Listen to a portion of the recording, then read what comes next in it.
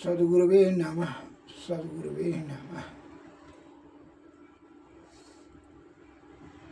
मंगल मूर्ति सद्गुरु मिलवै सर्वाधार। मंगलमय मंगल करनो बिनवहु बारंबार। भक्त गणों को मेरा हार्दिक नमन।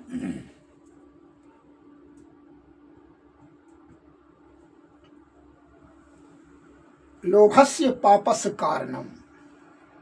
लोभ और पराक्रम।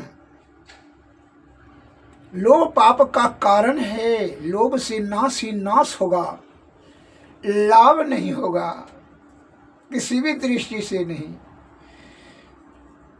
मैं इस पर लघु कथा आपको बताना चाहता हूं, ध्यान से सुनिए।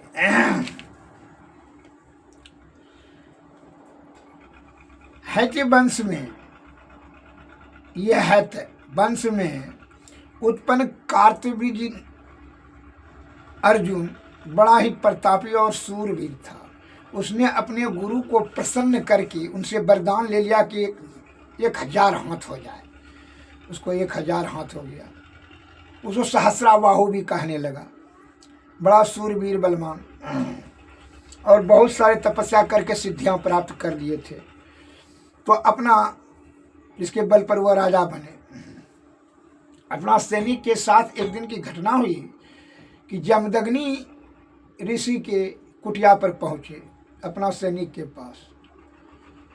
तो सहस्राबाहु राजा और सैनिक समेत आए हुए जमदग्नि ऋषि ने देख करके उनका स्वागत किए और उनका बड़ा सत्कार भाव से भोजन पाने का व्यवस्था अपनी कामधेनु गाय की पराक्रम से किए। कामधेनु में यह विशेषता थी कि जो इच्छा करते थे कामधेनु गाय यथाशीघ्र पूर्ति कर देती थी। जितना दूध की आवश्यकता था उतना दूध मिल गया और जो भी वस्तु की जरूरत था वो कामधेनु की कृपा से पूर्ति हो गया। बड़ा बढ़िया खीर भोजन कराए। तो सहस्राबाहु राजा ने उस गाय की इतना चमत्कारिक शक्ति देखकर उनको जो है ना लोभ हो गया। तो लोभस्य पापस्य कारणम, तो समझ रहे हैं। जब उसको लोभ हो गया तो कहा कि महात्मा जी, जमदग्नि ऋषि को, महात्मा जी आप तो हमारे राज्य में रहते हैं तो हम आपसे कुछ मांगते हैं तो दीजिए। क्योंकि क्या बोलिए? क्योंकि ये गाय कामधेनु गाय दे दीजिए। क्योंकि हम ये गाय नहीं दे सकते हैं आपको। कहा राजा का आज्ञा उल्लंघन कीजिएगा, क्योंकि जो मानिए गाय हमारा पूजनीय है, हम इसको कैसे दे सकते हैं। तो नहीं तो फिर जबरदस्ती ले जाएंगे, क्योंकि नहीं जबरदस्ती काम नहीं कीजिए, इसका परिणाम सही नहीं रहेगा। कहा जो करना है कीजिए। वो अपने बल के घमंड में आकर के राजमद में वो सैनिक को आदेश दिया, जबरदस्ती खोल करके गाय लेकर चले गए। तो अब कुछ दिन पर ही गए थे तो जमदग्नि ऋषि के पुत्र आए परशुराम जी। तो बड़े सूरवीर थे। पिताजी ने इस प्रकार का व्याख्या किया कि देखिए जबरदस्ती बलपूर्वक राजा सहस्राबाहु ने कामधेनु को खोल करके सैनिक के बल पर लेकर के चला गया। तो वह वहाँ से क्रोध से फरसा साथ में ले करके कुल्हाड़ी वहाँ से निकले, जाते हैं गाय के लाएंगे। साथ में तो बल होता है, जबरदस्ती ले जाएगा राजा। रास्ते में भी पकड़ लिया। वह सैनिक को आदेश दे दिया राजा ने लड़ने के लिए। सैनिक को, सभी सैनिक को काट करके मार दिया अकेले। परशुराम जी ने, बहुत शूरवीर थे, ऋषि का बलिष्ठ पुत्र थे, अप्रतापी थे, ईश्वरीयांश था।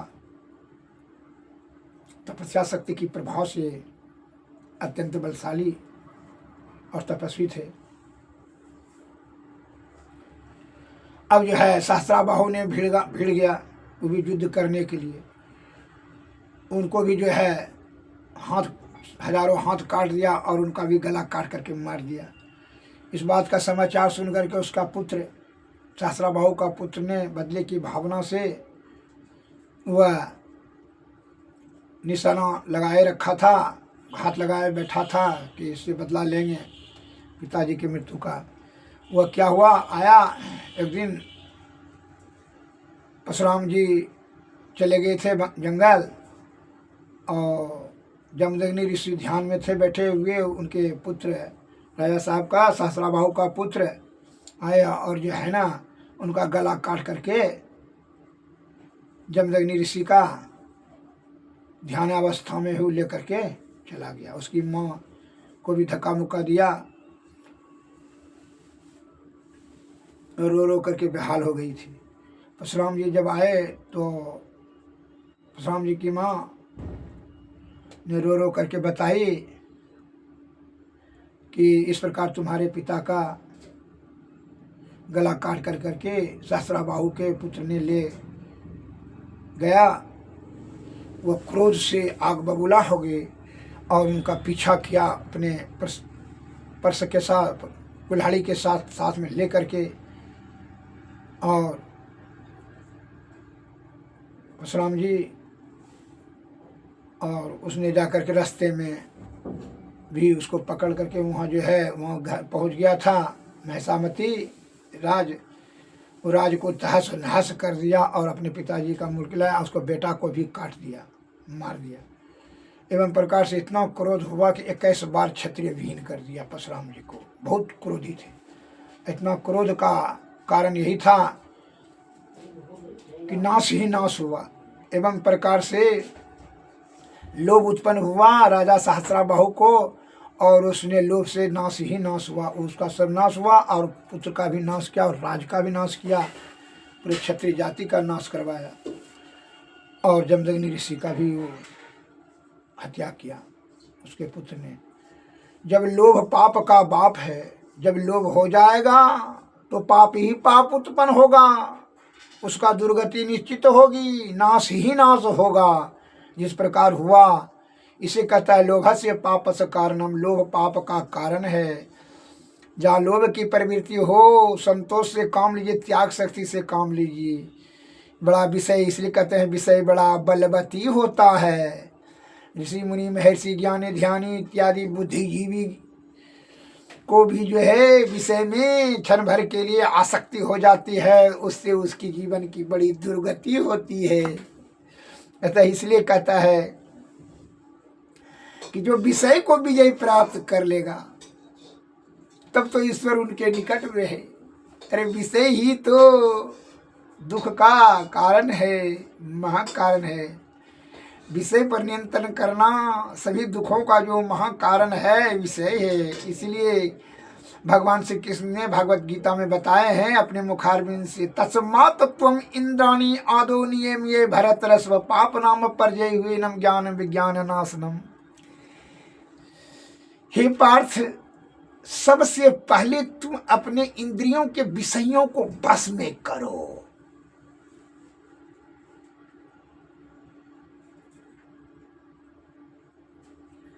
पाप अनम परजही, और तब पाप अनम परजही, जही में होता है पकड़ करके मारना, परजही में होता है बलपूर्वक पकड़ के मार ही डालो किसको। पाप अनम मैंने पापी, महान पापी, यह कामना को बलपूर्वक पकड़ करके मार ही डालो। क्यों? वैनम न, क्योंकि वैनम ज्ञानम विज्ञान नाशनम, ज्ञान और विज्ञान का नाश करने वाला महान पापी यह कामना ही है।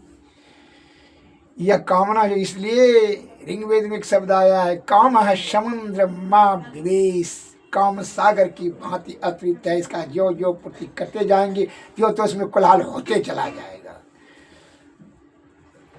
आदिकाल से ही जो है, आदिकाल से करोड़ों अरबों खरबों बरस से जो है लाखों करोड़ों नदियां पानी सब जल जा रही है। कहाँ पर? समुद्र में। क्या समुद्र भर गया? कभी नहीं, उसमें और कोलाहल और आ जाए पानी। इसलिए उसी प्रकार यह शरीर इंद्रियां शिथिल हो गई, शरीर जर्जर हो गया, मरणासन पर चले जाए हैं, लेकिन कामना सदैव जवाने रहेगा। माया मुई न मन मुआ, मर मर गया शरीर, आशा तृष्णा ना मुई, कह गए दास कबीर। इसका कैसे शांत होगा? एक ही विकल्प है, सत्संग में जाओ, सदगुरु के शरण में जाओ, सतोगुण मेरे सदाचार का पालन करो। इसलिए कहते हैं कि सत्संग में जाओ, बिना सत्संग का विवेकशील प्राणी नहीं होगा, और जब विवेकता नहीं होगा तो तुमको विषय के लपेटे में आ जाएगा, और उसका दुर्गति होगा कि जीव आत्मा को अनादिकाल से 84 लाख योनि में भ्रमण करना ही होगा। कष्ट तो जीवात्मा को न होता है जी, अंधकार कोठी में भटकना पड़ता है, मल मूत्र के बीच के कुंड में। इससे पूर्ण निवृत्ति के लिए सदगुरु के शरण में जाएं। जिस प्रकार आरोग्यता प्राप्त करने के लिए वैद्य के शरण में जाते हैं, उसी प्रकार मोक्षता प्राप्त करने के लिए अर्थात जीवात्मा को परम आत्मा की प्राप्ति करने हेतु सदगुरु के शरण में जाएं। इसके लिए सप्तऋषि पर विजय प्राप्त करें। सप्तऋषि क्या है जान लीजिए। 5 ज्ञान इंद्रियां, रूप रस गंध शब्द स्पर्श, रूप रस गंध शब्द स्पर्श। अब 5 ये हुआ ज्ञान इंद्रियां, और 2 अंतःकरण इंद्रियां। 5 2 7। अंतःकरण इंद्रियां कौन? मन और अहंकार। 5 2 7 ये सप्तऋषि पर विजय प्राप्त करो, तभी तो ये सप्तऋषि पर विजय प्राप्त करोगे, तब न महर्षि। जब महर्षि हो जाएगा अर्थात बड़ा ऋषि, 7 विषयों पर विजय प्राप्त करने का मतलब क्या समझते हैं? जैसे नजर नहीं देखा, ठेठ में बता देते हैं। नजर नहीं देखा, शत्रु को देखे या मित्र को देखे, रूपवती को देखे या कुरूपवती को देखे, मुर्दा को देखे या जिंदा को देखे, लाश को देखे, दुश्मन को देखे या किसी को देखे, कोई प्रभाव नहीं पड़े। न हर्ष हो न विषाद हो, समझ लीजिएगा। अब नेत्र के को जीत लिया। बदबू हो या खुशबू हो, उसको कोई प्रभाव नहीं पड़े, समझ लीजिए कि अब सुंघन शक्ति को, रूप रस गंध को जीत लिया। भोजन करे, स्वाद बेस्वाद कुछ नहीं उनको हो, न दुख हो न सुख हो, पर उठ जाए। गाली दीजिए या आशीर्वाद दीजिए, मधुर वचन बोलिए या कठोर वचन बोलिए या पर वचन बोलिए, कोई प्रभाव नहीं पड़े तो उसको कहता है कि अब श्रवण शक्ति पर रूप रस गंध शब्द पर विजय प्राप्त कर ली। तब जो है ये 5 ज्ञान इंद्रियां और 2 मन और अहंकार, ये 5 2 7 सातों को जो विजय प्राप्त कर लेगा उसे सप्तऋषि कहा जाता है। इस सप्तऋषि पर विजय प्राप्त करने से महर्षि कहा जाता है। और अर्थात यह सप्तऋषि पर विजय प्राप्त करने का आप जो है ना, ईश्वर प्राप्ति करने के लिए आप सामर्थ्यवान हो गए। फिर कोई बाधा नहीं है, आपको कोई प्रकार का बाधा नहीं है। उसी प्रकार निरोग रहने के लिए सप्त धातु, कौन कौन धातु है? रस रक्त मांस मेद अस्थि मज्जा और शुक्र। सुश्रुत महाराज ने सप्त धातु के बारे में सुश्रुत संहिता में वर्णन किया है। रसात रक्तम ततो मासम मासान मेदसो परनायति मेदसो अस्थि ततो मज्जा मज्जा शुक्र संभवः।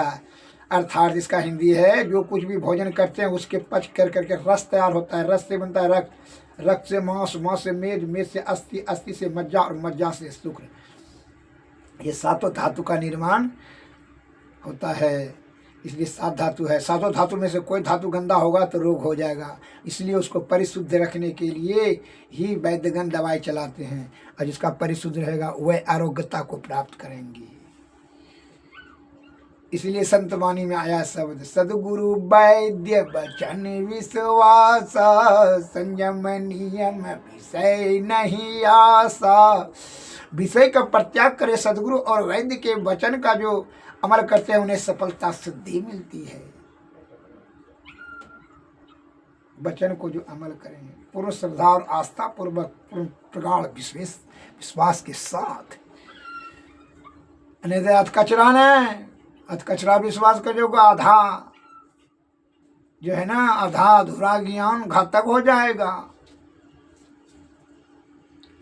अब तो मैं ये बता दिया। एक जो है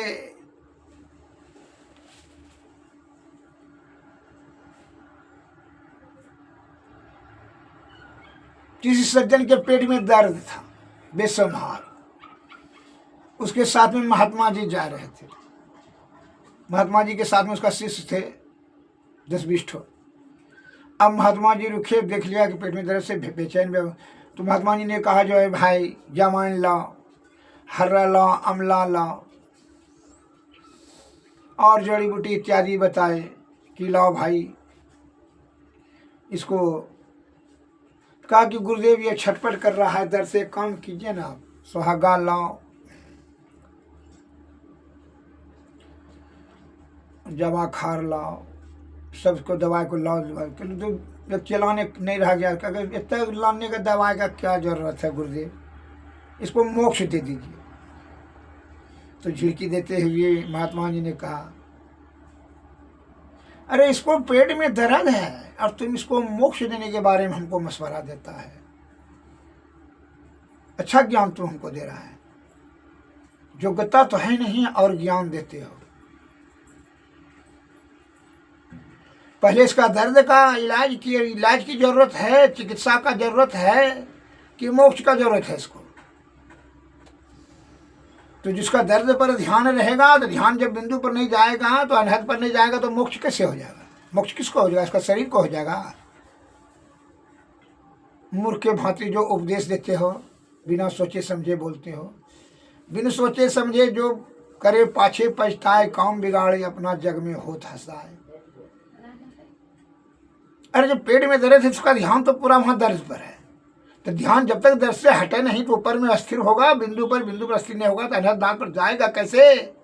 और मोक्ष कैसे होगा? जीवात्मा को ना परमात्मा में जाना पड़ता है। तो जीवात्मा इसका अटका हुआ है दर्द में, तो पहले दर्द का निवारण करना चाहिए तभी ना। कहा जी गुरुदेव, क्योंकि तो कैसे तू मशवरा दे रहा है? बिन सोचे समझे जो मन में आता है वही बोलते हो, मोक्ष दे दीजिए। इसलिए सब मोक्ष प्राप्त करने के सत्संग करने जाने के पहले ही जब आपको विशेष से अनुराग ने वैराग की तरफ ध्यान जाने लगे, आसक्ति अनासक्ति में परिणत होने लगे,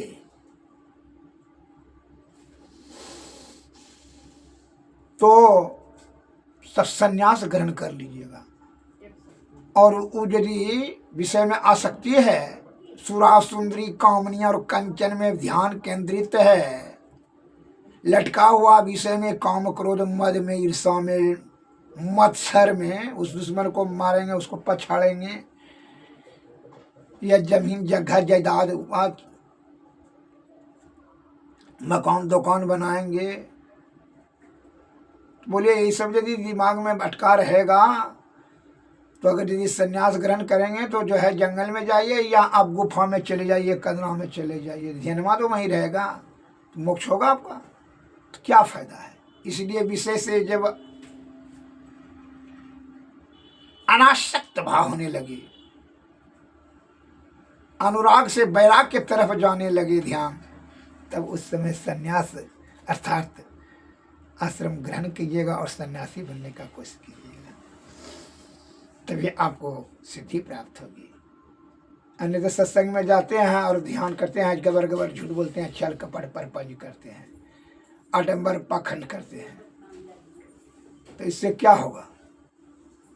कल्याण जीवात्मा का नहीं होगा, समय की बर्बादी होगी।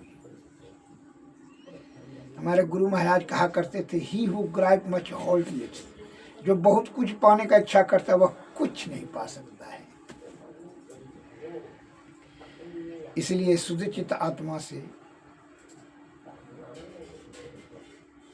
विवेकपूर्ण विचार करके सतोगुण में रहें, सदाचार का पालन करें, सादा भोजन करें, उत्तम जीवन व्यतीत करें, विषय से दूरी बनाते रहें और सत्संग भजन में जाएं, सदगुरु के शरण में रहें। सदगुरु पर पूर्ण आस्था और विश्वास श्रद्धापूर्वक उनका सेवा करें। उनकी कृपा से जुक्ति, जुक्ति से भक्ति, भक्ति से धर्म मुक्ति। श्री सदगुरु महाराज की जय।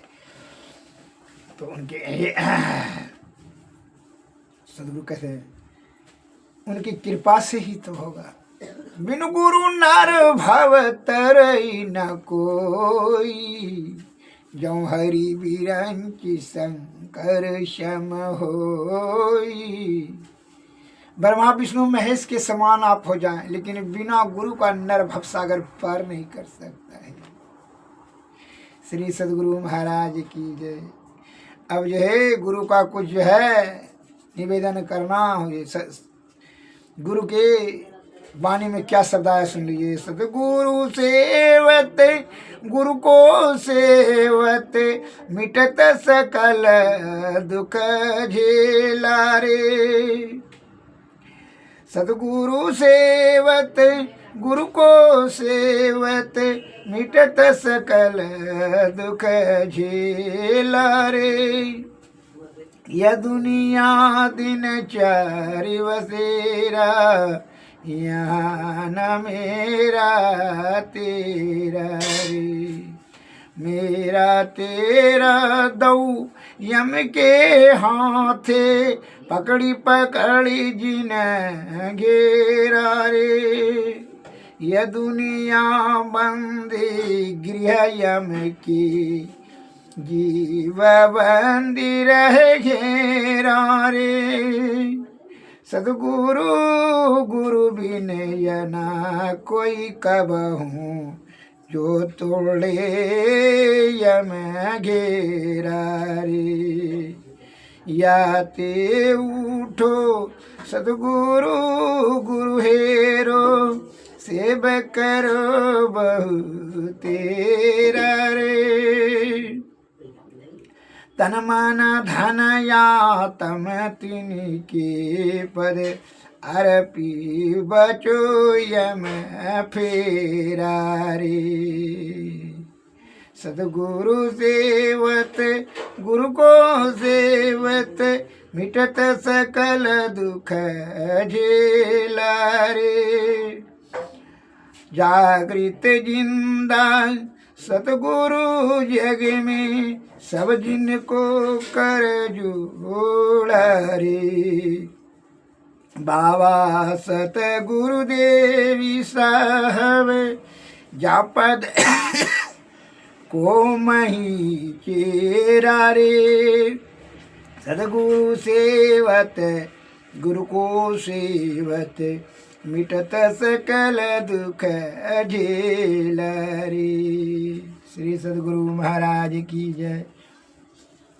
श्री सदगुरु महाराज की जय। जब तक कि सदगुरु की कृपा नहीं हो जाए, तब तक यह अंधकार से, विषय रूपी अंधकार कोठली से आपको कैसे उनकी प्रकाश से ही, सदगुरु के प्रकाश से ही के सहारे से ही आप ब्रह्म की ओर बढ़ेंगे। यह गुरु का ही कृपा से यह जम का फेरा जो है, जो जम के घेरा में यह जो है, यह संसार जो है जम का बंदी गृह है, कारागार है, जेल है। यहाँ का जलहर बाबू जमराज है। इन्हीं के चक्कर से बिना गुरु के कृपा से तुम्हारा कोई उपाय नहीं है। इसलिए सदगुरु को ही हमेशा स्मरण करें। उन्हीं के कृपा से जो है आपका दुर्गति से सदगति की ओर बढ़ेंगे, तब सतलोक की प्राप्ति होगी, तभी जम का फेरा नाश होगा। अन्य तो जम के चक्कर में यह 84 लाख जोनी में यह घुमाते रहेगा, भटकाते रहेगा, जिससे कि नाना प्रकार का जीवात्मा को कष्ट होगा। इसलिए गुरु के चरण का पूजा करें। संत वाणी में आया है, सतगुरु चरण टहल नित करिए, नरतन के फल ही है। जुग जुग जग में सोवत बीते, सतगुरु दियल जगाए। सदगुरु चरण टहल नित करिए, नर्तन के फल आंधरी आँखी सुजत रहे नाही, थे पड़े अंधय चेत है, करी कृपा गुरु भेद बताए, दृष्टि खुलिल मिटल अचेत है, भाप्रकाश मिटल अंधियोरी, भाप्रकाश मिटल अंधियोरी, सुख भयल बहुते रहे, गुरु कृपा की कीमत नाही, मिटत 84 फेर। धन तना धन धन धान्य बाबा देवी साहब, सदगुरु बंदी रहे, तुम सम भेदिना नहीं दयालु, मैं ही कहत कर जोरे, सदगुरु चरण टहल नित करिए, नर्तन के फल ही है, जुग जुग जग में सोवत बीते, सदगुरु दिहल जगाए।